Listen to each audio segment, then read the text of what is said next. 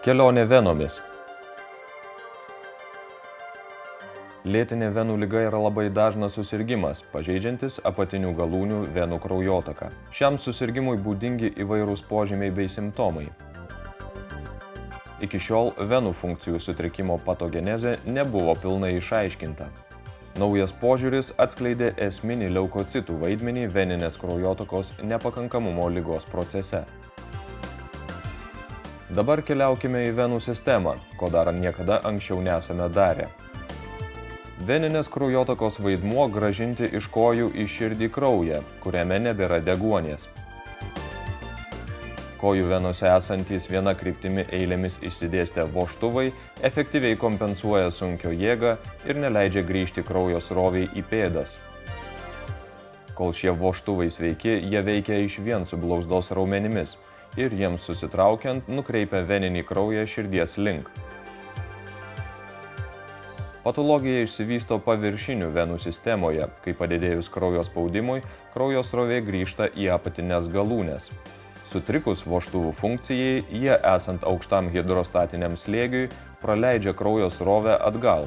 Nuolatinis aukštas slėgis venose ilgainiui sukelia venų refliukso ligą. Tai pakeičia venų sieneles, atsiranda varikozinės venos. Venų ligai progresuojant vystosi tolesnės komplikacijos.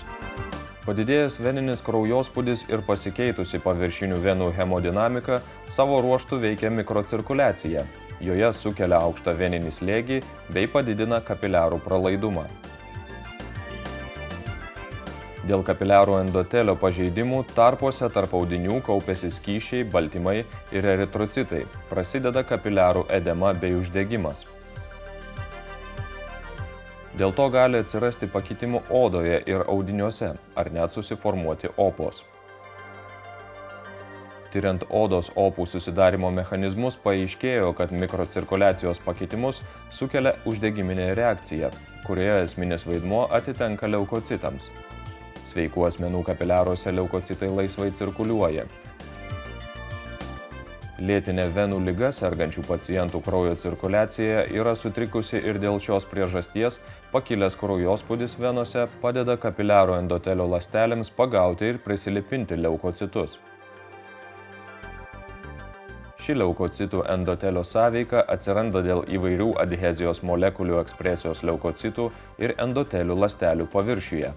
Pacientų sergančių lėtinė venų liga šių adhezijos molekulių ekspresija yra labai padidėjusi, o tai sukelia didesnį leukocitų prilipimą bei migraciją pro kapiliarų endotelį.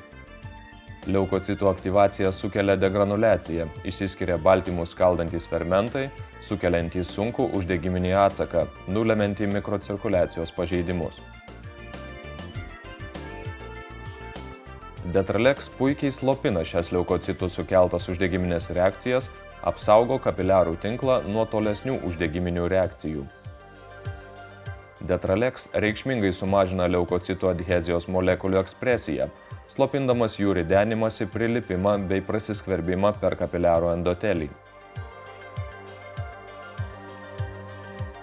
Neseniai nustatyta, jog panašus uždegiminis procesas vyksta venų sienelių vožtuvų lygmenyje, vos tik prasidėjus lėtiniai venų ligai, kurią sukelia aukštas veninis spaudimas. Tokiu pačiu būdu Detralex sumažina leukocitų ridenimąsi, prilipimą ir prasiskverbimą į venų sienelių vožtuvus. Laiku nuslopindamos leukocitų sukeltus ankstyvus vožtuvų lapelių pažeidimus, Detralex apsaugo venų vožtuvus nuo suardymo, sustabdo uždegiminį procesą, vožtuvai išlieka sandarūs bei atlieka savo funkcijas. Užkertamas kelias venų refliuksui susidaryti bei tolimesnėms komplikacijoms atsirasti. Dėl šio Detralex poveikio, kuris veiksmingai slopina ligą ir jos simptomus vos tik jai prasidėjus, preparatas yra efektyvi priemonė, gydanti bei apsauganti pacientus tiek pasireiškus patiems pirmiesiems lėtinės venų ligos požymiams, tiek ir susirgus sunkiomis šios ligos formomis. Efektyvumą bei apsauginį Detralex poveikį sustiprina mikronizuota vaisto forma. Dėl susmulkintų iki mažesnių negu 2 mikrometrai dalelių, preparato absorbcija yra žymiai didesnė ir pacientas gydomas daug efektyviau, suteikiant jam didesnę klinikinę naudą. Detralex, pasižymintis unikaliu leukocitų endotelio sąveiką slopinančiu poveikiu, efektyviai gydo bei apsaugo nuo lėtinės venų ligos progresavimo. Flebotropinis vaistas numeris 1 pasaulyje.